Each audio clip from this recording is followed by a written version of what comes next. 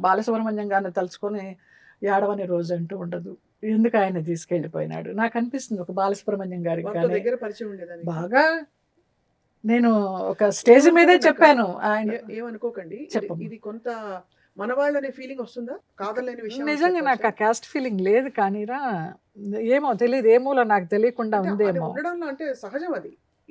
అది కరెక్టా కాదా అంటే కుల వివక్ష చూపించడం అనేది తప్పు. అవును. బట్ మనవాళ్ళు అనే ఫీలింగ్ మీకు ఉండుంటే గనక అది నిజమే కదా!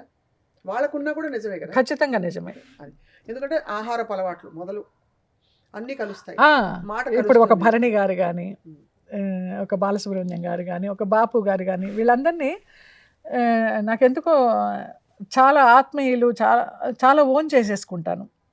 ఎప్పుడు పడుకున్నప్పుడు ఎప్పుడైనా ఒకసారి వస్తుంది ఆలోచన.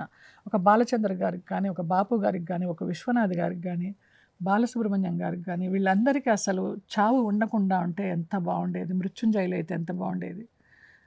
లేదా మన ఆయుష్ వాళ్ళకి ఇచ్చే శక్తి మనకున్నా ఎంత బాగుండేది. ఇలా అనిపిస్తూ ఉంటుంది నాకు. అంత మీ ప్రేమ, మీ అభిమానం అలా చాలా ఉంటుంది. చాలా. బాలు గారిని కూడా అలా తీసుకెళ్ళిపోయారంటారు. బాలు గారితో మీకు చాలా అంటే దగ్గర అఫెక్షన్, అనుబంధం ఉండేది. చాలా.